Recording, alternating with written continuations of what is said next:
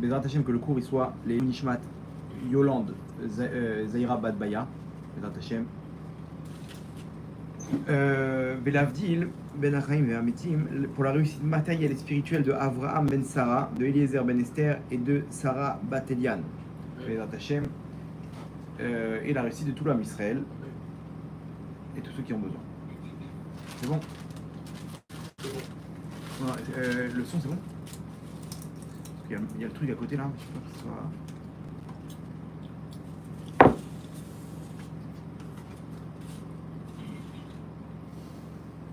1, 2, 1, 2. C'est bon. C'est bon? Ok. Ok, alors ce soir le cours s'intitule La crise d'ado du Ham Israël. On va parler des adolescents ce soir, ok? Je pense que tout le monde est concerné de près ou de loin. Et on va essayer d'analyser ce phénomène, ok? Ce phénomène bizarre qu'une personne, lorsqu'elle arrive à cet âge-là, 15, 16 ans, 17 ans, le mec il part en vrille quoi. D'un coup il était gentil, il était tout gentil, il était mignon, on a des photos de lui, d'un coup il fait des coupes de punk, d'un coup il quitte la maison, il ne revient plus, etc. Comment ça marche? Et la contradiction elle est que il impose son avis, genre c'est devenu quelqu'un d'important qui comprend, il a parcouru le monde, il sait exactement comment ça se passe, mais d'un autre côté il a besoin de ses parents. Il peut faire la misère à ses parents, mais à la fin il va voir son père et il dit papa tu peux me donner de l'argent pour m'acheter des clopes. Attends mais je comprends pas, t'as raison, vas-y, fais ta vie. Non mais j'ai besoin de toi quand même. C'est une contradiction mentale, psychologique, mais incroyable. C'est quoi ce système qu'Hachem il a fait?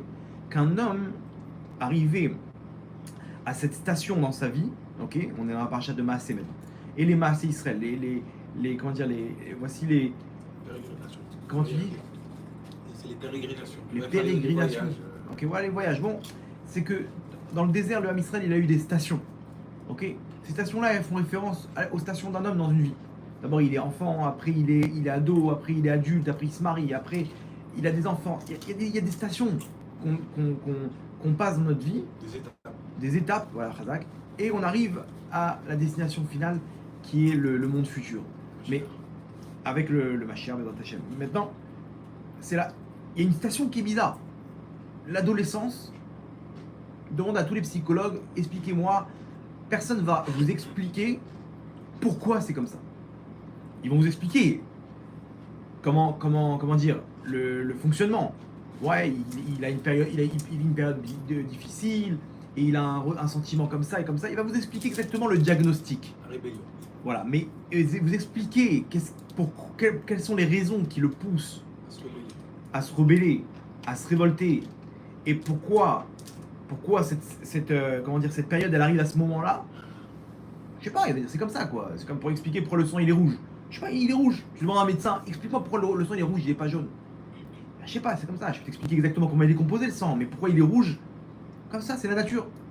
Aujourd'hui, on va rentrer dans la profondeur, ok, parce que la Torah c'est le plan du monde, et dans la Torah il y a tout expliqué.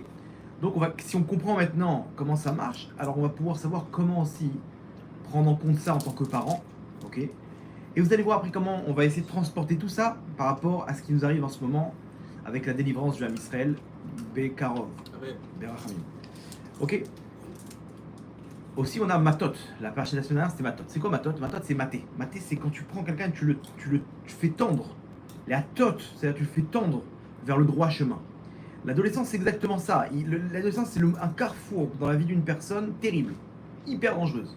C'est là où il peut vraiment prendre d'un coup, il peut avoir la force de prendre une autre direction et de le perdre complètement. On peut le perdre complètement. Donc, les atot, c'est-à-dire d'essayer de le tendre vers le bien pour pouvoir le mettre sur le bon chemin. Sur le bon chemin. Ok. Donc, on est parti. Yoni. C'est toi mon hôtesse de l'air maintenant. C'est toi qui annonce pour les ceintures, pour Stewart. Ok, donc accrochez vos ceintures, un petit voyage dans la psychologie d'un adolescent et du Ham Israël, Bezrat Hashem. On est parti. Ouais, bon, regardez. Ensuite, un autre phénomène bizarre. Les parents, eux-mêmes, ils rentrent en conflit avec les ados, avec leurs enfants ados, alors qu'eux-mêmes, ils font la même erreur qu'ont fait leurs parents sur eux. Tu vois un mec, il est en train de massacrer son fils. Ouais, j'en ai marre. Bon, après, on est avec des jeunes et des ados. On a les parents, et les parents ils me disent Vodarave, mon fils, je sais pas comment il est gentil avec vous et avec chez moi, il me fait une liste de choses terribles. Et il leur fait l'enfer. Il me dit l'autre jour je l'ai massacré, machin, et trucs. Il m'a pris la voiture la nuit, il a fait un accident. Qu'est-ce que je fais avec lui? Waouh, des histoires. Alors qu'ici il est gentil, il prend les choses en main, Maintenant, le papa il le massacre. Mais d'un autre côté, je lui pose la question au père, je dis dites-moi, comment vous étiez-vous avec votre père? Il dit, waouh, Vaudra. Ah le pauvre mon père. J'ai massacré, moi c'était à l'époque des. Là, j'étais en Harley Davidson, personne ne pouvait me parler. C'était un. Je comprends pas, maintenant, toi tu trouvais que c'était injuste ou pas? Il me disait ouais, c'était dur, on s'est massacré avec mon père. Je dis mais pourquoi tu fais la même bêtise maintenant? Je sais pas, il me dit ça m'énerve, qu'il manque de respect. Je dis regarde, toi t'es passé par là, ok? Maintenant t'as compris, ça y est, t'as mûri. Donc tu supportes pas, mais 2 secondes, c'était. Vous comprenez quand c'est le chat qui se mord la queue. Donc comment. Et tu vois un mec hyper gentil. Le mec il est médecin. Il est neurologue.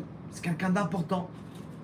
Tu vois une photo de lui à 16 ans, tu vois un punk avec Jackson 5. Là, et chacun il a son délire. L'autre c'était un gothique, l'autre c'était un rocker. Maintenant tu vois il est bien, il a une petite cravate avec ses petites lunettes, il est gentil, il est professeur dans un hôpital. Et le mec c'était un fou furieux. C'était un fan des Boulogne Boys là-bas au PSG. Chacun avec à l'autre, les années disco là-bas, il était avec ses pattes d'éléphant et des pattes là-bas, on dirait qu'il a eu des limaces sur la tête. Et tu lui dis, mais qu'est-ce que tu veux à ton fils? Non, j'aime pas sa coupe. Mais t'as vu ta coupe? Non, tu rigoles ou quoi? C'était la mode à notre époque. Vous comprenez la contradiction? C'est un phénomène bizarre. Chacun il tombe dans le panneau et chacun il fait ce qu'il a pas supporté qu'on lui fasse quand il était ado. Comment ça marche? Alors regardez, il y a un rav qui s'appelait Rabbi Shimshon Raphaël Hirsch, connu, ok. Lui il explique comme ça les différentes étapes d'un enfant jusqu'à qu'il arrive à maturité. Vous allez voir comment c'est intéressant, il y a tout écrit dans la Torah. Il dit comme ça, la première période d'un enfant, c'est en tant que c'est un enfant, c'est un bébé, ok, qui grandit 3, 4 ans, 5 ans. Cette période-là de l'enfance, ok, qu'on appelle Yeled en hébreu, il dit quel est le rôle des parents à ce moment-là? L'ishmor alav, de le protéger. L'ishmor auto, shmira, il y a une protection à avoir. Et c'est ce qu'il demande l'enfant. L'enfant, il veut les bras, il veut des bisous, il veut qu'on lui donne à manger, il veut qu'on le protège, et dès qu'il est en danger, il pousse un cri. Il appelle à l'aide.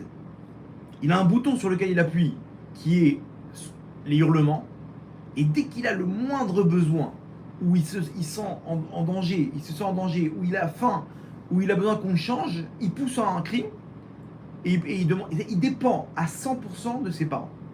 Il sait très bien que ses parents, ils sont ultra puissants, et qu'ils peuvent le protéger. Lui, il comprend rien de ce monde-là. Il était nourri, logé, blanchi dans le ventre de sa mère. D'un coup, il arrive dans ce monde et il entend pousser des cris. Sa mère, pendant l'accouchement, elle est en train de pousser des cris. Il arrive, il voit une atmosphère bizarre. Il voit une sage-femme en train de le tirer par le pied. Mais qu'est-ce qui se passe? Il est traumatisé, l'enfant. Donc, il a besoin de protection. Arrivé un moment, il a une indépendance au niveau, on va dire, de cette protection. Il comprend que ça y est, il comprend qu'il n'y a rien à craindre. Ok? On passe ce qu'on appelle en hébreu à Nahar. Nahar, c'est un jeune. On va dire c'est l'âge 7-8 ans. Ok? À ce moment-là, il a une indépendance au niveau de la protection de ses parents, mais maintenant il sait marcher, il sait manger tout seul, il sait s'habiller tout seul, il sait se doucher tout seul. Il est indépendant dans les actes. Mais il a besoin quand même d'une hadracha, qu'on le guide. C'est-à-dire qu'il n'a pas encore de date, il n'a pas encore de cerveau. Dans ses actes, il est devenu indépendant, ok, mais il lui manque le cerveau. Donc, il est prêt à tout faire. Tout. Tu peux lui demander maintenant une liste de choses à faire, il va se faire un plaisir de les réaliser. À part quand c'est des trucs de ranger ou de nettoyer, etc. Mais tu lui dis, regarde, écoute, je vais faire du bricolage, tu veux venir avec moi? Quoi? Il est comme un fou. Le petit vient, il prend la valise, il commence à... Tu veux quoi? Les vis? Et vas-y, il envoie les vis, il envoie le tournevis, va me chercher ça. Il est comme un fou. Il est prêt à tout. Ok. Ce qu'il a besoin de ses parents, c'est pas qu'on lui dise, qu'on le prenne par la main, qu'on le guide. Il sait faire tout ça. Dans les actes, il sait tout faire. Mais il a besoin qu'on le guide. Papa, donne-moi quelque chose à faire. Maman, qu'est-ce que je peux faire? Je m'ennuie. J'ai besoin j'ai besoin que tu me guides là. Je fais quoi? Je vais à gauche, je vais à droite. Il a besoin qu'on le guide. Ok. Ça, c'est la période. Et remarquez bien, et c'est des petites commères. À cet âge-là, les enfants, c'est des commères. Ils veulent tout faire. C'est le commère de service. Moi, il y a un phénomène dans mon collège, là où je prie, tout le temps, je suis tout le temps sur la même épreuve. Je me mets dans un coin, quand je prie, je prends un peu de temps, et je veux pas que les gens ils passent devant moi. Donc je me mets dans un coin devant. J'essaie de trouver une position où personne ne peut passer devant moi, je peux faire la prière tranquille. Maintenant, je suis un peu hyperactif du cerveau, donc dès qu'il y a des bruits bizarres, ça me déconcentre. Maintenant, tout le temps, chaque prière, il y a un nouveau phénomène qui vient juste à côté de moi. Soit un mec qui se met devant, juste devant, comme ça, il fait des chorégraphies. Genre, t'es obligé de regarder quoi. Et tout le temps, il y a le même. Maintenant, c'est hyper grand hein, comme endroit, dans le grand Beth Midrash. Il y en a un, il y a un petit de 7 ans, il vient, il a un trousseau de clés avec lui. Et il se met juste à côté de moi. Il me repère là-bas dans le truc et il vient à côté de moi. Je peux changer, des fois j'essaie de le semer. Il me repère, il vient à côté de moi. Non, c'est pas le problème. J'ai pas de problème, viens à côté de moi avec plaisir. Mais quand il bouge comme ça, son trousseau de clés, il fait ça. Et moi, ça me sort de ma concentration. Donc, j'essaie de faire. Je vais de l'autre bout du truc, il me repère, hop, je sais pas comment. Bon, j'ai compris que c'est mon épreuve. Je dois arriver à me concentrer. C'est mon challenge. Hachem me dit, vas-y, maintenant, essaie de faire une prière avec ça. Ok, mais c'est d'ailleurs, je le fais. Non, je me suis posé une question. Qu'est-ce qui fait un petit de 7 ans avec un trousseau de clés? Que t'aies 2-3 clés, je comprends. Il y a la clé de ta maison, la clé de ta trottinette ou ton vélo, je sais pas, t'as mis ta chaîne, la clé de ton, je sais pas, de ta boîte aux lettres. Il y a 3-4 clés, d'accord? Mais il a un trou, on lui a refilé toutes les clés du monde. Tout ce qu'on n'utilisait pas, il y a un truc énorme, genre une grappe de raisin, il a avec lui. Pourquoi? En fait, la réponse elle est simple, c'est que lui, c'est une commère. Il veut se sentir quelqu'un qui dirige, qui fait des choses, etc. Ça, c'est un enfant de 7-8 ans, c'est le Nahar. Arrivé à peu près 12-13 ans, ok, commence à arriver maintenant, donc une indépendance il n'a plus besoin de toi. Il sait exactement ce qu'il doit faire. Maintenant, il commence à développer une indépendance dans sa façon de penser. Il n'a plus besoin de savoir qu'est-ce qui est bien, qu'est-ce qui est mauvais pour lui. Par contre, il développe maintenant une indépendance dans ses déhôtes, dans sa façon de penser. Maintenant, le mec, il a 16 ans, il a son propre avis. Il pense politique, il pense voyage, il pense... Ça y est, maintenant, j'ai plus besoin de vous pour me dire qu'est-ce qui est bien dans ma vie. Il prend une indépendance au niveau de son cerveau. Vous comprenez? Et là, nous dit le Rav Hirsch, nous dit la première période, Yeled, un enfant, c'est Shmira, une protection. La deuxième période, c'est Nahar, il a besoin, donc c'est genre 7-8 ans comme ça, jusqu'à 12-13 ans, il a besoin d'un guide. Que toi, ton rôle en tant que père, c'est d'être un guide pour lui. La troisième étape, c'est ce qu'on appelle un mitbager. Mitbager, c'est un ado. Mitbager, c'est quoi? Nous dit le Rav Hirsch. C'est quoi notre rôle? C'est d'être Yedid. Yedid, c'est son pote, son ami. C'est-à-dire que le rôle des parents, écoutez bien comment c'est fort. Le rôle des parents à cet âge-là, de mitbager, d'ado, c'est d'être son pote. D'être un Yedid. Yedid, ça veut dire son copain. Ça, c'est l'étape. Les parents, ils doivent arriver à être son pote. Pourquoi? Parce que lui, maintenant, il a une indépendance dans sa façon de penser. Il n'est pas capable d'accepter ta façon de penser à toi. Quand tu dis, écoute, il faut que tu travailles, il faut que tu commences à faire... Tu peux pas, ça rentre pas, c'est un manque de respect ce que tu fais. Parce que lui, maintenant, il découvre cette nouvelle capacité de comprendre la vie, comment elle marche. Et toi, quand tu lui imposes ta façon de penser d'un mec de 40-50 ans, tu es en train de le rabaisser. Parce que lui, il est persuadé qu'il a raison. Donc quand tu lui dis quoi faire, c'est un manque de respect. C'est un manque de respect pour lui. Donc il s'oppose. À quel âge l'adolescent? 16 ans. Je sais pas, 15 ans. Aujourd'hui, ça commence 13... Je sais pas, il n'y a pas d'âge. Il y en a un à 13-14 ans, il va commencer. L'autre, et on va pas le voir, et à 17 ans comme ça, il va faire une petite crise de 3 mois. C'est pas vraiment une science exacte. On va dire à partir de 13-14 ans, ok, jusqu'à 16-17 ans. Après 18 ans, 19 ans, il commence à comprendre il a tort, qu'il a besoin d'autrui, que ce qu'il a, c'est pas, il y a d'autres avis dans le monde. Prenez quelqu'un qui vient de découvrir une capacité, il est sûr que c'est ça le émettre. C'est ça le bon choix. Quelqu'un qui vient de découvrir un truc, il est là, il dit ouais, c'est bon, j'ai trouvé le nouveau, ça va révolutionner le monde. D'un coup, il met ça sur le marché, il comprend que en fait, bon, il y a d'autres trucs, c'est pas si facile que ça.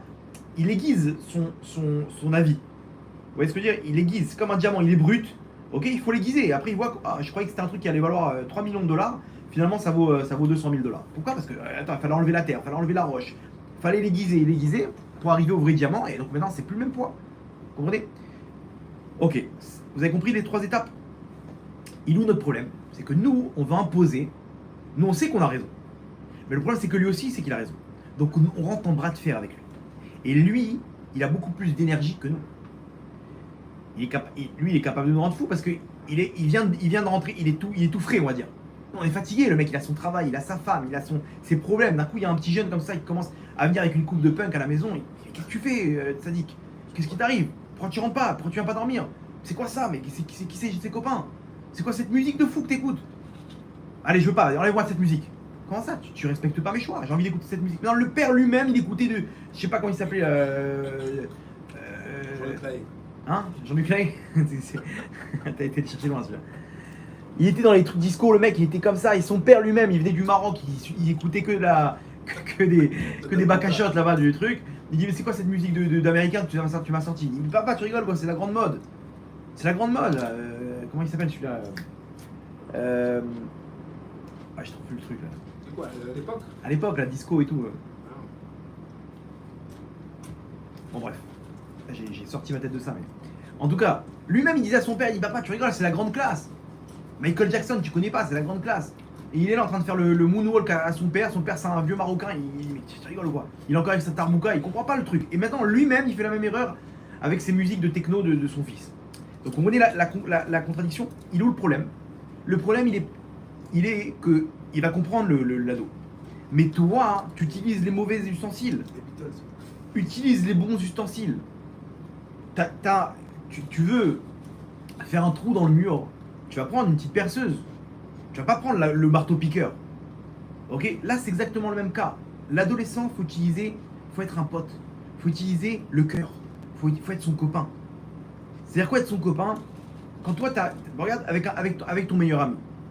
Ton meilleur ami, il a envie de partir, je sais pas, en vacances dans un pays bizarre. Tu vas pas lui dire n'importe quoi, tu vas respecter son avis, tu vas juste discuter avec lui. Il dit mais pourquoi? Mais tu rigoles, non, on va pas là-bas, c'est dangereux, il y a ça et ça. Tu vas discuter avec lui, mais dans ton cœur, tu rejettes pas son avis, tu respectes son avis. Vous voyez ce que ça veut dire? C'est-à-dire que l'ado, ça veut pas dire être son pote, d'accepter ses bêtises. Non, tu peux discuter avec lui, mais dans ton cœur, tu respectes son avis. T'es comme ton copain qui te dit j'ai acheté cette voiture-là. Non, c'est dommage, tu aurais dû acheter la telle voiture. Ok, mais quoi, tu m'aimes plus? Non, putain, on discute, on aura discuté. Tu respectes, tu comprends? Tu le rabaisses pas. T'es pas en train de lui dire, mais c'est quoi cette voiture pourrie? Mais qu'est-ce que tu fais? Mais t'es un moins que rien. Tu lui parles pas comme ça, ton ami. T'imposes pas. Tu t'imposes pas ton avis. Nous, on prend le marteau-piqueur, alors que là, il faut prendre une petite perceuse. Donc, c'est le clash. Et on fait plus de dégâts qu'autre chose. Au lieu d'être son pote, et de l'écouter, et de parler avec lui, et de le respecter. Et là, il faut travailler le cœur. À ce moment-là, lui, il voit chez lui, dans sa maison, quelque chose d'incroyable, où il n'a pas envie de partir. Il sait très bien que ses actes, ils vont le sortir de la maison, s'il continue comme ça. Mais il kiffe sa maison, il kiffe ses parents, il les aime de tout son cœur. Parce que ses parents, c'est ses potes, ils le respectent, ils sont là pour lui. Donc, la rue, elle va lui montrer que c'est pas un bon endroit. Et donc, à la fin, quand il aura passé cette période, il va rester, et tout va rentrer dans l'ordre, comme si de rien n'était. Vous comprenez comment ça marche? Ça, c'est le principe. D'accord? Donc, l'astuce, elle est toute simple. Très bien, on continue. Pourquoi ça marche comme ça? On a dit qu'on a expliqué maintenant le pourquoi du comment. Maintenant, venez, on ouvre le capot et on va essayer de voir comment le moteur il est composé. Pourquoi ça marche comme ça? Regardez comment c'est fort. Selon la Kabbalah, alors quand on veut savoir comment un principe il marche, on voit comment les lumières, selon la Kabbalah, quel est l'enchaînement des lumières dans les mondes d'en haut. Vous savez que les mondes d'en haut, ils sont à l'image d'un homme. On a les 10 sphères célestes, ok. On a les 3 du cerveau, ok, qui sont voilà, Chesed, Gvura, pardon, on a Chorma, Bina, Dat. Je dis pas que Keter, je le prends pas en compte. Hein. On a Chorma, Bina, Da'at. Ok, Da'at, c'est plus ici. Ça, c'est les sphirotes de la tête, des pensées. Ensuite, on a Chesed, Gvura, Tiferet. C'est trois autres lumières qui représentent le corps, les bras et le corps. Et on a Netzach, c'est la jambe droite. Od, c'est la jambe gauche. Yesod, Malchut, c'est la brite. Ok? Les deux. Ouais, les deux. Ok? Ça, c'est masse. Tout ça, c'est masse. Voilà, tout ça, ça fait 10 sphères célestes qui sont à l'image d'un homme. C'est composé à l'image d'un homme et c'est comme ça que la lumière, elle descend dans les mondes dans les mondes d'en haut vers les mondes d'en bas. Maintenant, dans nos prières, on doit faire descendre ces lumières-là, avant qu'elles descendent dans les mondes d'en bas. La lumière, il faut d'abord qu'elle soit complète dans les mondes d'en haut. Et pour ça, il faut faire d'abord descendre les lumières d'en bas, après les lumières du milieu, et après les lumières d'en haut. Une fois qu'on a les 10 sphères, alors la lumière, elle descend dans le monde d'en bas. Ok? Comment ça marche? D'abord, on doit faire descendre les lumières de Netzach, Od, Yesod, Malchut, qui sont les jambes. Et de là, c'est à l'image de quoi? À l'époque, on n'avait aucune lumière. C'est quoi aucune lumière? C'est un enfant qui est dans le ventre de sa mère. Il n'y a rien. Il n'existe pas. C'est ce qu'on appelle un fœtus. Après, dans les mondes d'en haut, il reçoit les premières lumières qui sont les lumières des pieds. Donc, ça vous fait penser à quelle période dans la vie d'un homme? Quand il est bébé. Au début, il n'a aucune lumière. Après, il commence à marcher. Il commence à faire à marcher. Mais il a besoin quand même qu'on lui donne ce qu'il n'a pas. Il lui manque les lumières des mains, du corps, de la tête. Donc il a besoin qu'on lui donne à manger, qu'on le change, qu'on lui dise ce qui est bien ou ce qui n'est pas bien. Après, quand il grandit, dans les mondes d'en haut, on lui donne les trois lumières de donc Chesed, Gvura, Tiferet. À ce moment-là, il devient indépendant dans les actes. Rappelez-vous, c'est quoi? Nahar. Nahar, il a juste besoin que tu le guides. Il n'a pas de cerveau. Il a les lumières des pieds, des mains, mais il lui manque les lumières du cerveau. Donc lui, il est prêt à tout avec ses pieds et ses mains. Mais il a besoin que tu le guides parce qu'il lui manque les lumières du cerveau. Viennent après, donc dans l'adolescence, les lumières du cerveau. Chorma, Bina, Da'at. Et là, il commence à comprendre qu'il a une nouvelle capacité de voir les choses. Donc il prend son indépendance au niveau. Et toute sa vie, jusqu'à la fin de sa vie, il va faire entrer des lumières que dans son cerveau. C'est-à-dire que le corps va rester le même, mais qu'est-ce qui va évoluer? Son cerveau. Et vous voyez une personne à 20 ans et à 30 ans, c'est le même corps. Mais c'est pas la même façon de penser. Donc l'évolution, elle se fait que dans le cerveau. D'accord? Très bien. Maintenant, quand il reçoit ces lumières, il découvre une capacité de voir les choses différemment de ce qu'on lui a inculqué. Comme maintenant il n'a pas d'expérience, donc il va voir ça avec quelqu'un de jeune. Ok? Il n'a rien construit encore, donc tout de suite il se fait balader par la mode, il se fait balader par les tendances. Influencé. Il se fait influencer parce qu'il vient de découvrir comment ça marche. Ok? Il vient d'arriver avec son bateau sur la mer, donc il ne sait pas encore comment prendre la voile, comment attraper les trucs, donc il se fait balader au gré des vagues. Après il va comprendre, il dit ok, j'ai compris que quand il y a du vent, il faut mettre la voile comme ça, il faut faire... Et donc il va pouvoir faire son chemin. Mais au début il va se faire balader selon la mode, selon ce qu'on lui impose dans les médias, dans les films, dans les séries. Et ouais, le mec lui est dans la techno, lui c'est un comme ça, il est dans le foot, il est dans le... Voilà. Et ce mec là, tu vois, il a fait des folies, il a un gros tatouage d'une Harley Davidson sur le dos, et après à 90 ans, tu vois une contradiction. Pourquoi il te dit, bon, à l'époque j'étais comme ça, j'étais un blouson noir avec mes... Un biker. À quoi? Biker. Biker. J'étais un biker et tout, et donc je me suis attrapé, maintenant c'est passé. Mais il a toujours le tatouage dans le dos. Tu le vois au Mikvé avec son tatouage de Harley Davidson dans le dos. Vous comprenez? Donc maintenant, selon la Kabbalah, c'est comme ça le principe. Les mondes d'en haut, elles descendent. Dans les mondes d'en haut, les lumières, elles descendent d'abord dans les jambes, dans les bras et dans le cerveau. C'est pour ça que l'évolution d'un homme, il ne peut être qu'à l'image de ce qui se passe dans les mondes d'en haut. Un bébé qui grandit, qui a une indépendance au niveau de son déplacement, il a plus besoin qu'on le protège, il sait un peu quoi faire, il fait un peu le malin comme ça, il court partout et tout. Après dans ses actes, c'est bon, je sais manger, j'ai plus besoin de toi, maman, papa, juste dites-moi quoi faire. J'ai pas ma façon de penser encore, aidez-moi, guidez-moi. Et après il reçoit les lumières du cerveau et là on peut plus rien lui dire. Vous comprenez? Donc c'est incroyable. On comprend le système comment un adolescent, comment ça marche. Et donc, maintenant on comprend pourquoi le Rav Hirsch il nous dit sois son pote. Parce que c'est une période qui va passer, mais toi tu peux faire en sorte de tout détruire.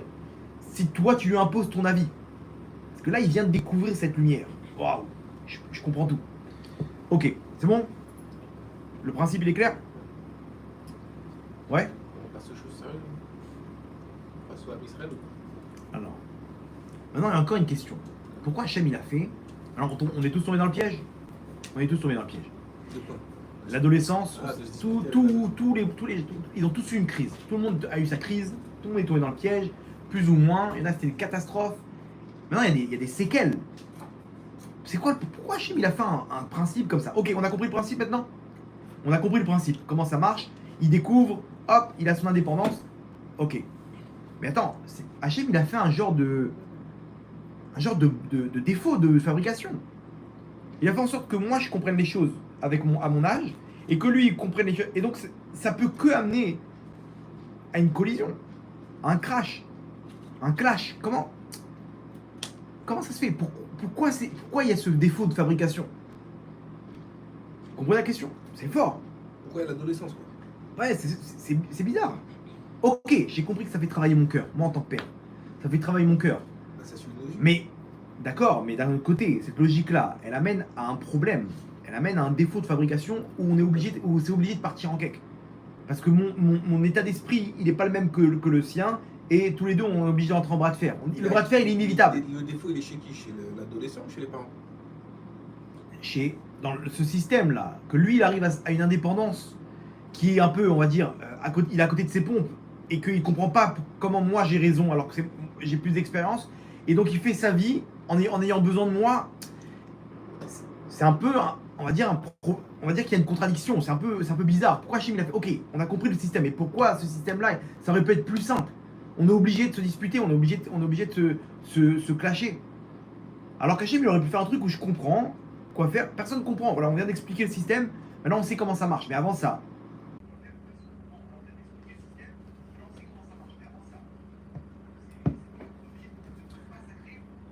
Ok, dites-nous si ça marche en direct. C'est bon? Ok, Razak. Ok. Alors désolé du contretemps, on a eu un petit bug apparemment. La question maintenant qu'on a posée juste avant que ça coupe, on a dit alors pourquoi maintenant ce système il est comme ça? Pourquoi passer par un clash, forcément? La réponse elle est comme ça. Il y a ce qu'on appelle le principe de Yeridat Adorot. Yeridat Adorot c'est quoi? C'est la chute, la descente, littéralement c'est la descente des générations. C'est-à-dire que chaque génération, en fait, plus on descend dans la génération, plus les générations elles sont pires qu'avant. Selon la Torah, nous, on respecte nos parents parce qu'ils viennent de la génération qui est au-dessus. Et forcément, c'est une génération qui était de meilleure qualité que la nôtre. Maintenant, la génération d'après, forcément, elle va être encore pire que la nôtre. C'est-à-dire qu'on descend. On descend. Pourquoi? Ça, c'est chez les juges, pas chez les Oumataola. Voilà. On va y venir. On va y venir. Mais pourquoi ça marche? Pourquoi c'est ça? Pourquoi ça marche comme ça? Pourquoi il y a une Yeridat Adorot? En fait, c'est simple. Le monde, il avance vers la Géoula. Et nous, quelqu'un qui vient sur Terre, il a une mission à remplir. Il a un nombre d'étincelles à réparer. Maintenant, une fois qu'il a réparé ces étincelles, il n'a peut-être pas tout réparé. Il a fait 60% du travail. Donc, qu'est-ce qui va se passer? 60%, il a réparé, 40%, il fait hériter ça à la génération d'après. Alors, peut-être que lui-même, il va récupérer ces 40%-là dans le Gilgoul d'après. Ok? Ou ses enfants. Il y a un lien entre les parents et les enfants. Il y a un héritage aussi spirituel. Ouais. Donc, vous pouvez voir dans le cours qu'on a fait sur comment faire descendre des enfants de Sadikim, là-bas on explique que il y a un ADN spirituel aussi. Si quelqu'un il est parfait spirituellement, ses enfants ils seront de Sadikim. Mais lui-même il fait descendre ce qu'il est. Pourquoi? Parce que si lui il n'a pas réparé, c'est ses enfants qui vont se taper le travail. D'accord? Donc, maintenant on va prendre un cas classique de quelqu'un qui n'a pas terminé son rôle. Donc il va revenir sur Terre pour terminer. Maintenant, il a fait 80% du travail. Les 20% qui restent, ils étaient très durs, il a eu du mal. Donc ils vont revenir, ces 20%, avec 20% peut-être d'une autre personne, on va recomposer une nouvelle Neshama. Et donc, forcément, la génération d'après, bah, elle récupère les poubelles de la génération d'avant. Vous avez compris? Donc, elle ne peut être que pire. Elle ne peut être que pire que la génération d'avant. C'est bon, le principe? Ça, c'est un principe de Yeridat Adorot. C'est pour ça qu'on nous dit qu'à la fin des temps, on va arriver à une période Chutzpah Yizge. L'effronterie, elle va atteindre les plus hauts niveaux. Vous comprenez aujourd'hui pourquoi? Parce que plus on descend, plus on se tape les dernières étincelles très très dures, plein de force du mal. Donc on arrive avec des personnages terribles. On arrive dans une génération de fous. Donc, tu veux un signe. Au moment où le Mashiach va arriver, on va arriver à une effronterie terrible. Et regardez ce qui se passe. Aujourd'hui, les jeunes, ils n'ont aucun respect. À l'époque, il y avait un respect. Le prof, il sortait sa règle en fer. Il n'y avait plus personne qui bronchait, plus personne qui parlait. Aujourd'hui, la prof, elle lui dit un mot de travers, le mec, il prend son compas, il lui plante dans l'épaule. À l'époque, il y avait un respect des adultes. C'est les enfants qui frappent les parents. Aujourd'hui, c'est les enfants qui frappent les parents. En France, les profs, ils ont peur des jeunes. Il y a combien de cas où le mec il s'est poignardé, c'est eux qui font la loi. À l'époque de nos parents, ça n'existait pas ça. Ok? Alors maintenant, ça veut dire quoi? La génération d'après. Bon, le machin il va arriver bientôt, mais imaginez-vous où est-ce qu'on va? On descend de plus en plus. Pourquoi? Parce que les étincelles qui restent, elles sont héritées. Et de plus en plus vite. Hein? Et de plus en plus vite. Voilà, aujourd'hui, ces générations, ça va à une allure terrible. Ça va à une allure terrible avec les réseaux sociaux, on se transmet toutes les bêtises, donc ça fonce. Et donc, regardez maintenant, vous comprenez pourquoi, moi, en tant que père, je ne vais pas supporter la génération d'après. Parce qu'en fait, moi, je suis en train de réparer mes étincelles. Les étincelles que j'ai pas réparées, elles arrivent en bas, chez les enfants. Donc, je peux pas supporter ça. J'ai une question. Je peux pas supporter. Une petite question. Comment, si tu es encore vivant, tes étincelles, elles peuvent arriver chez tes enfants? Je n'arrive pas à comprendre le truc. C'est quand tu es parti aller, pas quand tu es vivant. Non, il y a les deux principes. Il y a les deux principes. Il y a que toi, tu transmets, généralement, les étincelles que tu as à travailler, tu transmets ça aussi, le même rôle à tes enfants. Ok, pourquoi? Parce que toi et ta femme, vous transmettez le tselem dans votre neshama. Dans ce tselem-là, c'est une partie de la neshama, vous transmettez à votre enfant. Dans ce tselem, il y a toutes tes caractéristiques, tes bons traits de caractère et tes mauvais traits de caractère. Donc quelqu'un qui est nerveux, il peut transmettre ça à son enfant. Pourquoi Hachem il a fait ça? De façon à ce que si lui, il n'a pas réparé ce rôle, cette colère, alors c'est son fils qui va devoir finir le travail. Si lui, il a réparé la colère, son fils, il n'aura pas besoin de réparer ça et ça va disparaître chez son fils. Tu as toujours le temps de réparer quand tu es vivant, non? Oui, mais il y en a qui c'est qui arrive à tout terminer? Les gens, ils ne s'occupent pas de ça, ils laissent ça traîner. Donc c'est l'enfant qui hérite. Non, vous comprenez aussi pourquoi quand les parents ils partent de ce monde-là, les enfants ils font tchouva généralement. Pourquoi? Parce que le tselem des parents il est réparé et donc l'enfant il a beaucoup moins de choses à faire. Regarde ce cours là dont j'ai parlé. Ok, comment faire descendre des enfants de tzadikim. Là-bas j'explique comment ça marche, le principe en détail. Ok, donc maintenant pourquoi les parents ils vont pas supporter les enfants? Parce que c'est Yeridat Adorot. On descend, donc eux ils sont pires que nous. Et moi-même, j'étais pire que la génération d'avant et vice-versa. D'accord? Donc, aujourd'hui, on est dans la dernière génération. La génération Igveta des Meshira, on appelle. Le talon du Mashiach. Pourquoi? Parce que le talon, c'est ce qu'il y a de plus bas. Il n'y a pas plus pire que... On est tout en bas dans les générations.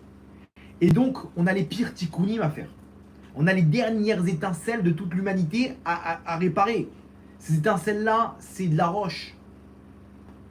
Et c'est pour ça qu'on arrive à des cas aujourd'hui, des problèmes qu'il n'y a jamais eu auparavant. Des problèmes de santé, des problèmes de nefesh, des problèmes psychologiques. Tout le monde, je connais peut-être, j'abuse pas, mais peut-être 95% des gens aujourd'hui, ils sont atteints de problèmes psychologiques. Que ce soit des petits trucs, comme des hyperactivités, des machins, ou des trucs, le mec il a besoin de prendre la Ritaline, il a besoin de prendre des antidépresseurs, Pourquoi? Parce qu'on s'est fait massacrer dans l'éducation. Il n'y a plus l'éducation. Avant, c'était une éducation qui était saine. Je me rappelle quand ma grand-mère me prenait dans ses bras, mes deux grands-mères, les deux, elles me prenaient dans leurs bras je sentais un amour. Mes batteries, elles étaient. Je sentais leur cœur à fond. Elles prenaient, c'était un vrai amour.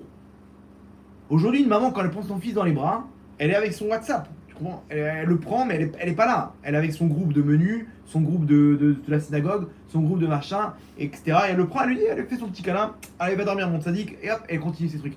Donc le petit, il est là, mais il a reçu un faux billet. Il a reçu un chèque en bois. Donc il n'a pas d'amour. Et quand un enfant qui grandit sans amour, il est déglingué. Il y a des manques. Il y a des manques, il y a des problèmes, ça crie dans tous les sens. Il y a des divorces. Et il n'y a plus de stabilité. Donc les enfants, ils sont complets. Donc on arrive On cherche ailleurs dans des problèmes tous les jours. Hein. Je parle avec des gens. la drogue. Je suis avec des gens tous les jours au téléphone. Des problèmes. Et je me dis, mais rigole, l'âme, des divorces. Comment c'est possible? Aujourd'hui, on comprend pourquoi. Tu vois, tous les jeunes filles. Ouais, tous les jeunes, ils sont dans la drogue, ils sont tous dans les trucs, dans le cannabis, le shit. Pourquoi? Parce qu'ils ont besoin de ça. Ouais. Ils ont besoin de ça, les pauvres. Ils n'ont pas de stabilité. Ils ont besoin de sortir de leur enfer. Ok. Donc, techniquement, comme on est. Maintenant, vous comprenez aujourd'hui pourquoi. Parce que comme on est dans les derniers tikkunim, on est dans les dernières étincelles, les pires, les plus durs à réparer. Donc, Hachem, il est obligé de matérialiser ça. Comment dire, cet état d'esprit dans lequel la personne va être avec un challenge à réparer, avec un truc énorme à faire, avec des milliers de problèmes, parce qu'en fait c'est la matérialisation des dernières étincelles à réparer qui sont les plus dures. Donc on est dans une génération terrible. Mais attention, ce qu'on fait comme effort, ça vaut très cher. Pourquoi? Parce que à l'époque, ceux qui avaient les premières étincelles, ils arrivaient au sommet, comme nos pères Abraham, Yitzhak, Jacob, parce que c'était les premières étincelles, c'était les plus, on va dire, les plus faciles à réparer. Bien qu'ils ont eu du travail. On n'est pas en train de réduire le travail de nos pères. Mais ils sont arrivés à des niveaux parce que c'était les premières étincelles. Les premières étincelles, c'était... Nous, on est aujourd'hui en bas. On cherche à la fin. On est dans un travail de titan. Donc c'est pour ça que comme on juge selon l'effort, ce qu'on fait aujourd'hui, c'est juste quelque chose de très grand. Malgré qu'on ait des bras cassés. Pourquoi? Parce qu'on est dans les dernières générations. Il y avait une histoire avec le Rav Aaron Kotler. Je crois que c'était lui. Je pense que tu penses à cette histoire. Un jour, il était dans l'avion et avec son fils. Et son fils, il était là, en train de de s'occuper de lui. Papa, qu'est-ce que tu as besoin? Tu veux? Il lui amène un café. Il est là. Maintenant, à côté de ça, il y avait un grand professeur avec son fils. Son fils, un ado, un casque comme ça, le mec déglingué. Et le professeur, il a vu ça. Il a vu comment le Rav, son fils, il est complètement un respect parfait. Il lui dit, excusez-moi, je peux vous poser une question de votre Rav? Oui, c'est quoi votre secret pour faire grandir des enfants dans le respect, dans le truc? Qu'est-ce que vous avez fait de plus que nous? Moi, mes enfants, ils ont tout eu. Mais il m'adresse même pas la parole, le petit. Je lui demande maintenant un truc, c'est aucune reconnaissance, rien du tout. Comment vous expliquez ça, votre Rav? Le Rav, il a dit, c'est simple. Nous, dans la Torah, on inculque le fait que la génération d'avant, elle est plus importante. Plus on se rapproche du mont Sinaï, plus on se rapproche du Hémet, de la vérité. Donc la génération d'avant, elle est forcément elle est plus proche de la vérité que ma génération. Et ainsi de suite. C'est ça ce qu'on leur inculque. Que nous, on descend du mont Sinaï, de la Torah. Donc ceux qui étaient à l'époque du don de la Torah, ils sont forcément plus forts et plus intelligents que ceux qui sont venus après. Mais par contre, chez vous, vous inculquez que l'homme, il descend du singe. Donc plus vous remontez en haut, plus l'homme, il est bête, il est comment dire, il est bête, il est animal. Vous remontez vers le singe. Donc, indirectement, vous inculquez à vos enfants que la génération qui vient, elle est forcément plus intelligente que celle d'avant. Donc c'est pour ça qu'il te manque de respect. Pour lui, il est sûr qu'il est plus fort que toi. C'est vrai, il y a un sentiment que les anciens, c'est des arriérés. Aujourd'hui, on est beaucoup plus intelligent, beaucoup plus fort, beaucoup plus moderne. Mais eux, vous comprenez, ça c'est le cas. Alors qu'est-ce qu'on fait maintenant? Comme il a dit le Rav Hirsch, il faut être son pote. Être son pote, ça veut dire quoi? Ça veut dire Hachem, il nous donne la possibilité de développer notre cœur, nos sentiments. Et c'est pour ça, c'est un système qui est inévitable. Parce qu'il y a la Yeridat Adorot.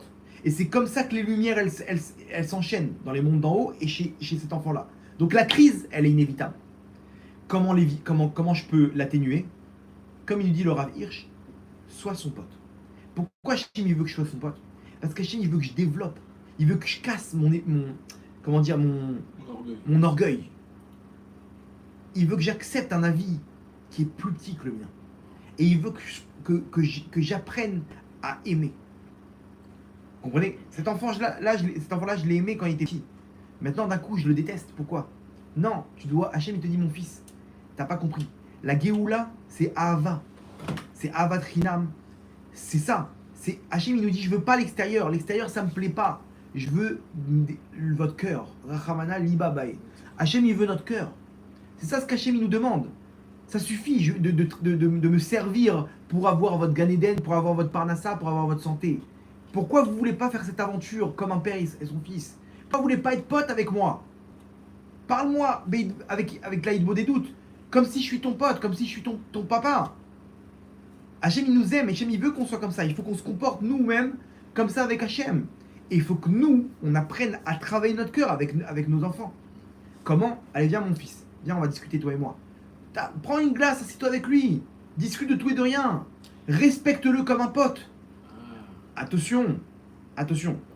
S'il fait des bêtises, par amour pour lui, tu es obligé de lui dire, je suis pas d'accord avec toi. Je peux pas accepter ça. Comme un pote qui fait des bêtises, qui commence à faire n'importe quoi, tu vas dire, mais écoute-moi, je te dis, tu es en train de faire n'importe quoi. En fait, c'est pour Mais un pote, exactement, c'est pour nous nous. donner une leçon. Pour nous apprendre à travailler notre cœur. Non, pour dire, regarde, toi, t'es comme l'enfant rebelle avec moi. On y vient. Ah, vraiment, Excuse-moi. tu commences à comprendre le système, tu vois. Ça me rassure. Je croyais que vous n'avez pas compris le principe, maintenant je... Non, c'est lui, les petites Ok. Maintenant, toi-même, sois détente avec lui. C'est pas grave, tu vas descendre avec lui. Tu vas descendre comme Hachem, il descend aussi avec nous. Et il écoute nos bêtises dans notre filote. On prie pour, pour partir faire le tour du monde, etc. Hachem, il descend, il nous écoute. Toi aussi, descends, écoute ton fils. Écoute ton fils. Qu'est-ce qu'il a besoin? Sois pote avec lui. Attention, il est en train de faire n'importe quoi. Dis-lui, comme un pote, quand ton pote il te dit ouais j'en ai marre, je vais me suicider. Tu vas dire quoi? Tu vas dire mais non, fais pas ça, tu rigoles ou quoi? Tu vas le prendre, tu vas le sortir, tu vas lui parler. Et il dit j'en ai marre, je vais mettre fin à ma vie, je vais divorcer, je vais tout plaquer. Arrête, tu peux pas faire ça. Vas-y, viens, on va boire un verre toi et moi. Hop, tu l'amènes, tu discutes avec lui, tu parles. Mais tu viens pas lui manquer de respect. Tu viens pas lui faire comprendre, mais qu'est-ce qui t'arrive? Tu veux te suicider? Tu te prends pour qui? Non, tu viens avec le respect. Tu acceptes son avis, mais tu discutes. Je suis pas d'accord avec ton avis. Mais je comprends, j'accepte. Je respecte. Et donc, c'est ça ce qu'on a besoin. L'enfant, il a besoin qu'on l'aime, de se sentir aimé. Il passe une dure période. Il a pas besoin qu'on prenne le contrôle de lui. Il a besoin d'une indépendance. Il a besoin qu'on le respecte. Qu'on respecte ses avis. Et ça, Hachem, il le fait pourquoi? Pour qu'on puisse travailler notre cœur. Et pour qu'on puisse, comme nous dit la Torah, Ve'alarta bidrachav. Tira dans ses chemins. Hachem, il te dit, mon fils, je veux que tu comprennes aussi qu'est-ce que toi, tu me fais vivre avec ta crise d'ado. Ce que tu me fais vivre quand tu es là, avec tes plans de venir contrôler le monde. Alors que ce monde-là, c'est un monde éphémère. Un mensonge. Et toi, tu es là avec tes idées de punk. Pour Hachem, c'est des idées de punk. Même si tu veux faire il n'y a pas de problème, fais tes études, fais tout ce que tu veux, mais comprends une chose qu'aux yeux d'Hachem, Hachem, il te regarde, il te dit, mon fils, qu'est-ce que tu veux avec ta guitare là? Où tu vas aller? Qu'est-ce que tu veux avec cette fille là? Tu comprends pas que tu vas rien faire, à la fin, l'amour il va passer, tu vas te réveiller un matin, tu vas dire, mais qu'est-ce que j'ai fait? Qu'est-ce que tu veux fais Shabbat, qu'est-ce que tu vas gagner avec ton travail là, travail Shabbat? Tu comprends pas que c'est moi qui donne la parnassa, Hachem, il nous regarde comme des ados. Et nous, on est avec nos idées farfelues. Hachem, il nous respecte. Hachem, il peut nous massacrer d'un coup. Il nous respecte, il nous écoute. Qu'est-ce que tu veux? Allez, fais Shabbat, mon fils. T'inquiète pas, je m'occupe de ta parnassa, doucement. Et il t'envoie un appel de phare, un deuxième, un signe, un troisième signe, un cours de Torah, un truc. Allez, mon sadique, fais Shabbat. D'accord, je te comprends, je te respecte, je comprends ton Yitzhara, il n'y a pas de problème. Mais écoute-moi, fais-moi confiance. Tu vas gagner, tu seras gagnant. Hachem, il nous parle comme ça. Il nous respecte tellement qu'il nous accompagne dans nos chemins, comme pour Bilam, comme tu avais dit. Exactement, il nous accompagne dans le chemin, il nous respecte. Et c'est exactement ce que... Mais non, tu ne peux pas comprendre ça tant que tu l'as pas vécu avec ton fils. Tu comprends? Donc, Hachem, il te dit, regarde, moi, je suis exactement pareil avec toi. Tu veux que je me comporte comme toi, tu te comportes avec ton fils? Que je te jette, que je te massacre, que je n'accepte pas? La moindre bêtise, si j'accepte pas, tu vas souffrir, tu vas passer un enfer. Et pourtant, j'accepte. Et on pourra jamais comprendre comment Hachem il fonctionne si nous-mêmes on l'a pas vécu ça avec nos enfants. Donc dès maintenant, il faut l'appliquer ça. Comment travaille ton cœur. Accepte l'autre. Attention, il se peut qu'un jour ça se sépare. Si l'enfant il veut pas comprendre, peut-être qu'il faut l'envoyer dans un internat. Tu peux pas parce qu'il y a t'as d'autres enfants derrière. Tu es obligé de le chasser de la maison, mais par amour pour lui.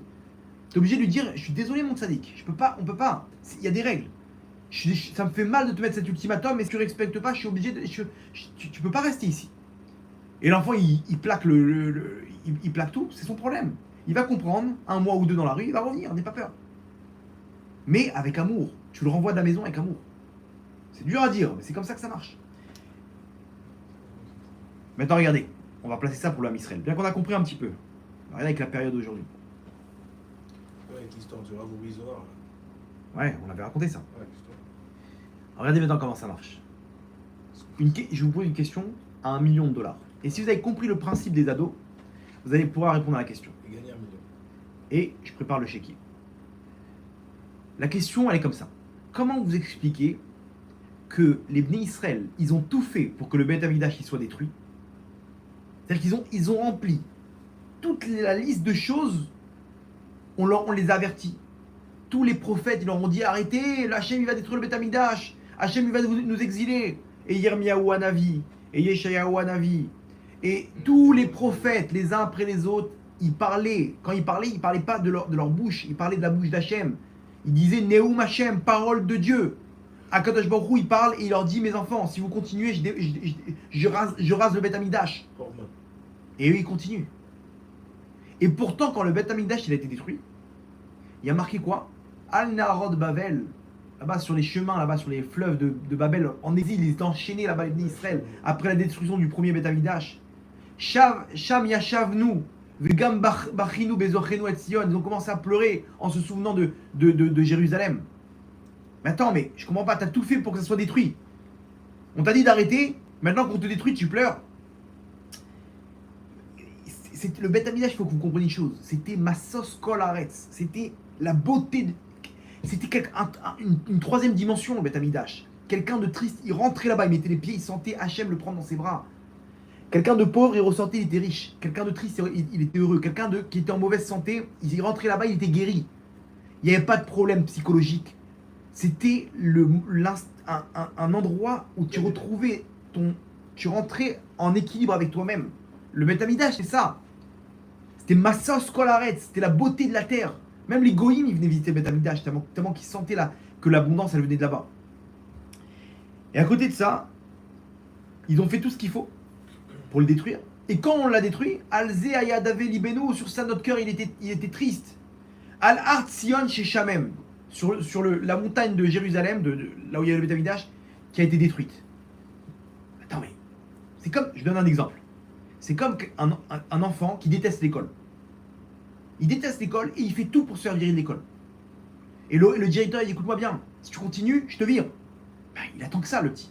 Il continue. Les mauvaises notes, les trucs et les machins. Il a massacré l'école. Un jour, le directeur, il dit vous savez quoi? Je ferme l'école. Il m'a rendu fou, je veux plus être directeur, je ferme l'école. Il ferme l'école et on voit tous les gosses en train de pleurer. Non, on aimait l'école. Mais c'était ton rêve. Quand il te disait je vais te virer, tu disais mais vas-y, vire-moi, c'est bon, j'attends que ça. Et pourtant, quand il a fermé l'école, t'as commencé à pleurer. T'as commencé à marcher dans la rue, regardez où mon école, à supplier le directeur, réouvre ton école. C'est ce qui s'est passé, les Bnei Israël, ils ont fait tout pour détruire le Beth Amikdash. Et entre parenthèses, jusqu'à aujourd'hui, si le Beth Amikdash il n'a pas été reconstruit, c'est qu'on est encore en train de faire, c'est-à-dire qu'il aurait été détruit à notre période aussi. Parce qu'on continue dans les mêmes actes. On nous dit, Sinatrinam, faut arrêter. Et on continue à faire des disputes, des marloquettes, des trucs. On nous dit, Arayot, les femmes, ça détruit le problème. Et le mec, il continue. Et pourtant, on arrive à Tisha B'Av et on pleure, on demande le Mashiach et le Beth Amikdash. Mais tu veux pas de ça, tu veux pas du Beth Amikdash. Tu le veux pas, parce que la preuve, c'est que si maintenant il y avait le Beth Amikdash, Hachem il aurait détruit. Mais pourtant, quand il est détruit, tu pleures. Vous avez vu la contradiction ou pas? Ça vaut $1 million, cette question. Même un couple. C'est-à-dire Un couple. Ouais, le mari ou avec sa femme, ils vont se disputer tous les jours, machin, et une fois qu'ils vont se séparer, ils vont plus. Ouais, voilà, même un couple, c'est vrai que ils vont se disputer alors qu'en fait ils s'aiment. Et à la fin, ils vont se séparer, à la fin, ils vont plus. Voilà, mais là tu vois, c'est encore plus fin. Bon, c'est quoi la question en fait? La question, c'est la contradiction qu'il y a entre le fait que le Ham Israël, il voulait absolument détruire le Beth Amikdash, Ah, et qu'à la fin- mais d'un autre côté, il aimait le Beth Amikdash. Ok? D'un autre côté, ils pleurent pour le Beth Amikdash, et ils ont pleuré là-bas, ils kiffaient le Beth Amikdash, mais ils ont tout fait pour le détruire. Oui, c'est ça. Attends, je comprends pas, t'aimes ou t'aimes pas le Beth Amikdash? Tu le veux ou tu le veux pas, le Beth Amikdash? Hachem, il a détruit le Beth Amikdash, ils ont commencé à pleurer. Alors c'était notre kiff, on aimait le Beth Amikdash, on aimait le... Mais non, t'aimais pas, parce que t'as tout fait pour le détruire. On te dit d'arrêter. Ça, c'est la question, c'est bon? Ouais, mais c'est l'éternel justement au retour des Tavot et après des regrets. De la Le Yetzirah, mais là, Tavot, et Shuvah. Attends, maintenant par rapport à ce qu'on a expliqué, là on va rentrer avec plus de finesse. Ah, vas-y, bien sûr. La réponse elle est simple, Bravo. c'est que c'est le titre du cours. Le Ham Israël, c'est comme un ado qui fait sa crise. C'est-à-dire qu'il est dans le Beth Amikdash, tout va bien, il est avec Hachem, mais il veut faire ses propres idées. Hachem, tu vas pas me dire comment faire mon sacrifice. Je veux le beurre et l'argent du beurre. C'est-à-dire, je veux profiter des bienfaits du Beth Amikdash, mais les galères, tu te les gardes. C'est ça ce que l'homme Israël disait à l'époque. Il était à l'image de cet adolescent qui est en train de dire à son père, papa, tu me saoules pas, par contre, donne-moi l'argent pour m'acheter mes clopes. Attends, quand le père il t'a sorti de la maison, il t'a dit, mon fils, je suis désolé, tu peux pas rester ici. Je peux pas te garder ici. T'as dit quoi? Bah alors je me barre. T'as claqué la porte. Et t'es en train de pleurer dans la rue. J'en ai marre, mon père il m'a viré, j'ai plus rien, ma maman elle me sert. Tu comprends la folie? C'est exactement pareil. Le Ham Israël, c'est comme un ado à l'époque du Beth Amikdash. Il est là, il a envie de faire sa vie. Il a envie de profiter du Beth Amikdash, mais d'un autre côté, il veut pas écouter ce qui est écrit dans la Torah. Il fait exactement ce que lui il a envie. Comme tu as expliqué, à cause de son Yetzirah, à cause de les forces du mal qu'il y avait à l'époque, qui ont poussé le Ham Israël à descendre là-bas. On n'est pas en train de juger. Ça venait pas de le Ham Israël, il est kadosh. Mais il a fait sa crise d'ado. Et si le Beth Amikdash n'a pas été reconstruit jusqu'à maintenant, c'est que d'après vous, on est encore dans la crise d'ado? Bah oui. C'est quoi la crise d'ado aujourd'hui du Ham Israël? C'est pareil. On est là, on veut le Mashiach, ouais. On veut qu'il n'y ait plus de guerre, qu'il n'y ait plus de problèmes de santé. On veut, les gens ils crient, on veut quand est-ce qu'il va venir Kvod Arav le Mashiach? Donnez-nous une date, donnez-nous un truc, donnez-nous un machin. Dès qu'il y a un cours sur le Mashiach, c'est waouh, tout le monde. Enfin il va venir ce Mashiach, on n'en peut plus. Attends, entre nous, sache une chose, c'est que tu veux pas qu'il vienne le Mashiach. Pourquoi? Tu rigoles, vous rigolez Kvod Arav. J'arrête pas de prier, je pleure. Tu sais ce qui va se passer quand il y aura le Mashiach? D'un coup, c'est le Beth Amikdash. D'un coup, il faudra s'habiller de Sanoa. Oh, Matzadeket, qu'est-ce qui se passe? Ah non, c'est bon, je veux qu'il vienne. Mais non, tu comprends que c'est terminé. Comment ça, c'est terminé? Mais non, je suis bien comme ça, quoi. Il peut pas... Vous comprenez? C'est comme si qu'on dit maintenant à une femme, Hachem, il veut plus de toi. Pourquoi? Parce que parce que c'est comme ça y est, il t'a viré. Mais elle a dit, mais non, mais j'aime Hachem. Mais tes actes, ils montrent que t'aimes pas Hachem. Elle est là avec son livre de Tehillim. Mais on te dit, Matzadeket, il y a des règles. Tes habits, ils repoussent la présence divine. Mais quand Hachem il te dit, alors stop, tu veux pas que je sois avec toi, ma fille? Je suis pas là. Donc Hachem il s'en va et tu dis, quoi Hachem, tu t'en vas? Mais je t'aime Hachem. Elle avec son livre de Tehillim. Comprenez la contradiction? Ça, c'est la crise d'ado qu'on a. Chacun, on a cette crise-là avec Hachem. On aime Hachem. On est fou amoureux de lui. On est prêt à tout pour lui. Et je suis prêt à parier que chacun d'entre nous, si maintenant il y a une épreuve comme il y a eu à l'Inquisition, dans toutes on lui dit, c'est où tu choisis Hachem ou tu meurs, vas-y, tue-moi. N'importe quel juif, il est capable de faire ça. Hein, quand on lui dit, mais fais Shabbat. Non, oh. Moi j'aime Hachem dans mon cœur. Mais tu comprends pas que quand tu fais pas Shabbat, tu dis Hachem, je veux pas de toi. Je veux pas que tu rentres dans ma maison. Quand tu te mets en colère, tu dis Hachem, je veux pas que tu restes ici. Quand une fille, elle s'habille pas de sa noix, elle est en train de dire Hachem, c'est dur, mais elle est en train de dire Hachem, je veux pas de ta présence divine avec moi. C'est Doré la Shrina. Le manque de tzniut, ça repousse la présence divine. La Gdusha, ça amène la présence divine. Vous comprenez? Mais quand Hachem dit ok, bon, je pars alors. Tu veux pas de moi, Matzadeket, je pars. Elle dit non, pas du tout, elle pleure, elle reprend le Tehillim. C'est une crise d'ado. Elle est dans ses idées, mais elle veut pas accepter ce que son père lui donne. Vous comprenez la contradiction dans laquelle on est aujourd'hui dans cette génération? C'est un truc de fou. Non, je sais pas si vous voyez comment tout s'emboîte là. C'est ce qu'on est en train de vivre aujourd'hui, c'est la crise d'ado du Ham Israël. On veut Hachem, mais on veut pas qu'il nous impose sa façon de penser. C'est quoi sa façon de penser? C'est la Torah. C'est la règle. Ces règles, c'est quoi? C'est la mitzvot, c'est la Torah. Donc moi, j'ai envie de faire ma vie. Ça veut dire partir maintenant à Cancun, manger ce que je veux. J'ai été le chercher celui-là. Le mec, il va faire sa vie, enterrement du vie de garçon avec ses potes là-bas. Il va faire les 400 coups. Mais attention, Hachem, je serai là pour les slichot. Comment ça dit? Tes actes, ils m'ont dit bye, je veux pas de toi, laisse-moi une petite pause. Je travaille pas cachère, mais attention, je donne à Tzedaka. Exactement. Le mec, tu comprenais, il massacre sa femme, et à côté, il arrive à la synagogue, il est là tout mignon. Qu'est-ce que tu veux, quoi? Parce que je veux que ma prière soit acceptée, mais juste avant, t'as fait fuir Hachem avec tes problèmes de Shalom Bayit. Vous comprenez? Cette contradiction incroyable. Alors on peut répondre à la question. Non, on est exactement dans la même histoire. Le Ham Israël, c'est un ado. C'est un ado. Et à nous maintenant de comprendre, d'arriver à baisser la tête. Maintenant, tu comprends comment ça marche un ado. On a expliqué le fonctionnement. Comprends que ce qu'Hachem il te donne, c'est comme ce que toi t'exiges de ton ado, de ton fils. T'aimerais bien qu'il t'écoute quand tu dis mais mon fils, écoute-moi. Tu es en train de t'éclater le cerveau avec ton cannabis. Et lui, il te regarde. Mais pourquoi tu dis ça, papa? Il y en a qui disent que c'est médicalement parlant, c'est bon pour le cerveau. Il comprend pas ça rentre pas. T'as envie de le secouer. Et ben sache une chose, qu'Hachem c'est pareil avec toi. Tu te dis mais mon fils, mais bouge-toi, je t'en supplie, mais fais Shabbat. Ma fille, prends un truc, un centimètre, un truc, bouge-toi, je t'en supplie. Fais quelque chose, va de sa déquête. Et elle regarde Hachem, elle dit mais je comprends pas, je suis très bien comme ça. Tu sais qui je suis? Ouais, combien j'entends ça? Vodara, vous savez pas qui je suis dans le cœur. Ne me regardez pas comme ça. Je te regarde pas comme ça, je dis rien, mais il y a des trucs. Il y a des règles. Il y a des règles. Peut-être que c'est peut-être que c'est l'Yetzirah. Peut-être que c'est l'Yetzirah. Je lance le truc comme ça. Peut-être que tu te fais arnaquer par le Yetzirah tu vois pas que t'as pas avancé d'un millimètre depuis 3-4 ans. C'est de la gava. Vous comprenez? Hachem il est là, il nous regarde et il est patient.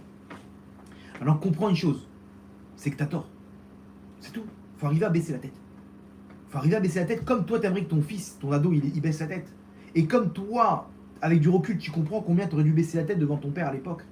Et ben pareil, baisse la tête devant ton père maintenant. Parce que Hachem, il sait exactement c'est quoi ton Gilgoul, il sait exactement ce que tu as besoin, il sait exactement tout sur toi, passé, présent, futur. Alors écoute, si Hachem il te dit mon fils, faut tourner à droite maintenant, quitte là cette Goya, faut tourner à droite, qui a raison? Non mais attends, j'arrive pas. Alors continue ton truc. Donc Hachem il voit que l'homme Israël il respecte pas, il dit bon mes enfants, allez, on sort du Beth Amidash. Allez, c'est pas grave. Il y a des règles, tu respectes pas les règles. Hachem il dit mais c'est pour votre bien. Je vais détruire le Beth Amidash, je vais vous enlever au moins 200 mitzvot. Il n'y aura plus de Tumatara, il n'y aura plus de Korbanot, il n'y aura plus tous ces trucs-là. Donc ça va limiter la casse. Donc pareil, un papa il dit à son fils écoute, tu es en train de massacrer tout le monde, je suis obligé de te sortir parce que sinon tu vas influencer les autres. Deuxièmement, comprendre une chose, que même si nous on a compris, ok moi je suis pas un ado, moi je fais ce que tu veux Hachem, j'ai compris, je suis avec mon rave, j'avance. Maintenant deuxième chose, comprends que ton prochain, qui n'est pas encore à ton niveau, il est encore comme un ado. Et donc comment tu le rapproches? Pas avec des remontrances, avec ton cœur. C'est avec ton cœur. Comment tu veux amener une personne à faire tchouva? Avec l'amour, en étant son pote. C'est comme ça que ça marche. Moi je peux vous dire, on est avec des jeunes ici, Yoni tu peux confirmer. Est-ce qu'ils ressentent que je suis leur rave? Pas du tout. Je suis comme un grand frère pour eux. C'est vrai ou pas? Ils font les pires bêtises. Ils fument les pires choses. Mais si je leur dis une chose... Je confirme. Ah, tu confirmes, Yannick. C'est une équipe. Vraiment, hein, c'est la mafia, je donne. La mafia. Ces jeunes-là, c'est la mafia. Ils sont là, dès qu'il y a une embrouille, ils partent. C'est des casseurs, des bagarreurs, et tout ce que vous voulez. Par contre, je leur dis une chose, il n'y a pas de problème. Alors, je peux leur dire, ils viennent le premier, ils font rien du tout. Ils viennent tous au cours de Torah. Ils mettent pas les tefilines. Dès qu'ils arrivent, les tefilines, Tzadik, mon Tzadik, mets les tefilines. Hop, ça y est. Maintenant, il y a quelqu'un d'autre qui va leur mettre les tefilines, il lui met un coup de tête. Non, ils viennent, ils kiffent. Pourquoi? Parce que t'es leur pote. Ils se sentent aimés. Donc s'ils se sentent aimés, ils se sentent respectés, ils ont envie d'avancer parce qu'ils aiment Hachem au fond. Sauf qu'ils ont cette clipa qui les bloque. Ok. Donc, on a compris ce soir comment ça marche. En fait, après, c'est passé au stade d'adulte, et puis c'est tout. Voilà. Donc maintenant, quand on dit à une personne de faire tchouva, hein, c'est pour toi. C'est pour toi qu'on veut que tu fasses tchouva. Soit grandis un petit peu. Grandis, arrête d'être un ado, t'es un ado. Et il y a beaucoup de personnes aujourd'hui, c'est des ados. Au niveau spirituel. Même si le mec, c'est un médecin hyper posé, intelligent. Au niveau spirituel, il te dit, je comprends pas pourquoi je dois faire Shabbat. Je comprends pas pourquoi je peux pas me reposer dimanche à la place de Shabbat. Ce mec-là, il avec ses pensées de punk spirituel vis-à-vis d'Hachem. Hachem, il respecte, il dit quand tu veux, mon sadique. Alors, à bout d'un moment, je vais être obligé de passer au truc parce que ça, c'est pour ta neshama. Ok? Donc, ça, c'est l'histoire. Donc, on te demande juste, maintenant, avant la fin des temps, avant qu'Hachem, il nous dise, mes enfants, vous êtes des ados, je vous respecte. Mais au bout d'un moment, je vais devoir, comme ce qui s'est passé à l'époque du Beth Amikdash, dans la même période. Si je vois que vous ne voulez pas reconstruire le Beth Amikdash, vous ne voulez pas tout ça, je serai obligé d'utiliser des actes pour vous faire avancer. Je serai obligé d'utiliser des actes qui vont vous faire comprendre que vous avez tort. Et que vos idées, elles sont pas bonnes. Et combien de personnes, après qu'ils soient tombés malades, ils font tchouva. Après qu'ils ont eu des catastrophes, ils font tchouva. Après qu'ils ont divorcé, ils font tchouva. Pourquoi passer par là? Fais tchouva avant. Sois mûri spirituellement. Et vous voyez ces gens-là qui passent du stade ado à la maturité, le mec il se marie, ça y est, il a arrêté toutes ses bêtises. Donc nous aussi on va arriver au mariage avec Hachem. C'est la Géoula finale. Le mariage entre le Ham Israël et Hachem. Mais pour ça, Hachem dit, vous êtes encore des ados, mais tzadikim. Il faut grandir un petit peu, et à ce moment-là, on peut passer au mariage, avec la présence divine. On va terminer avec une petite histoire, si vous le voulez bien. L'histoire d'un jeune qui a grandi dans une famille religieuse, famille gentille, bien, tout le monde a bien grandi. Et le dernier, il est parti en cacahuète. Mais complet, c'est-à-dire vraiment tatouage, boucle d'oreille. Alors c'est une famille religieuse. Il a fumé toutes les bêtises du monde. Et le père, il sait plus quoi faire. Il accepte, il parle avec lui, ils ont parlé de... Mais le petit, c'est une clipa, quoi. Il veut rien savoir. 16 ans, il n'y a rien à faire. C'est-à-dire que le père, il sait plus quoi faire. Il prie. Et un jour, il y a eu la délivrance. La délivrance, elle s'est passée comme ça. C'est que le petit est en scooter.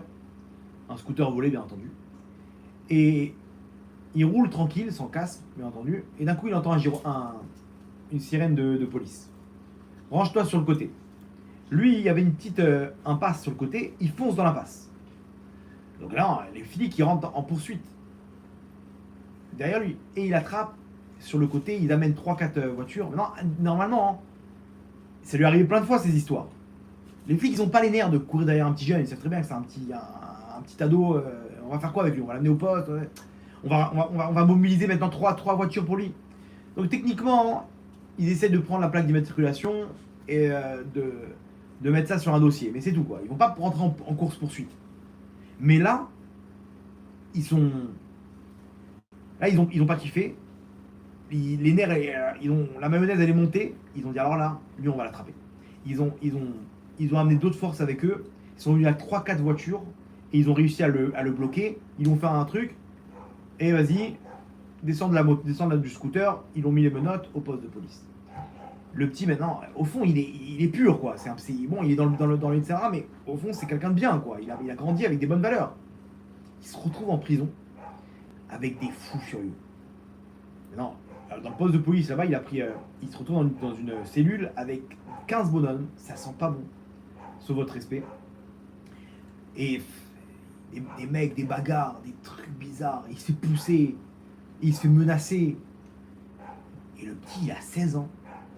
15-16 ans, il commence à regretter sa tête. Quoi. Il s'est dit, qu'est-ce que j'ai fait? Un jour, 2 jours. Deuxième jour, il se fait interroger. Et ils lui mettent une tarte comme ça. Et trucs. Mais qu'est-ce que vous voulez de moi? Qu'est-ce que j'ai fait? C'est pas mon scooter, c'est pas moi. Mais qu'est-ce que regardez, à côté, il y a des fous qu'ils ont cambriolé, ils ont violé, ils ont fait des trucs. Et moi, quel rapport avec ces gens-là? Ils m'ont dit, écoute-moi bien. Aujourd'hui, si tu nous dis pas ce que tu as fait, on va te mettre tous les dossiers qu'on n'a pas trouvé les coupables. Il dit, mais j'ai rien fait. Si, de la bijouterie, c'est toi. Mais j'ai rien fait. La bijouterie, c'est pas moi, je vous dis. T'inquiète pas, on va t'avoir. Vas-y, retourne en prison. Encore un 3e jour. 4e jour, il pleure. Il a pleuré toutes les larmes de son corps. Je vous en supplie, j'ai rien fait. Appelez mon père. Maintenant, son père, il débarque. Et il leur dit, je vous en supplie, mais libérez-le. Il paye la caution, il paye ce qu'il faut faire, et il le sort de là. Le petit il plonge dans les bras de son père. Il dit, papa, je veux plus tout ça. Traumatisé, traumatisé. Il dit, papa, qu'est-ce que je dois faire? Qu'est-ce que je fais? Je veux plus toucher à la rue. Je tremble de peur maintenant.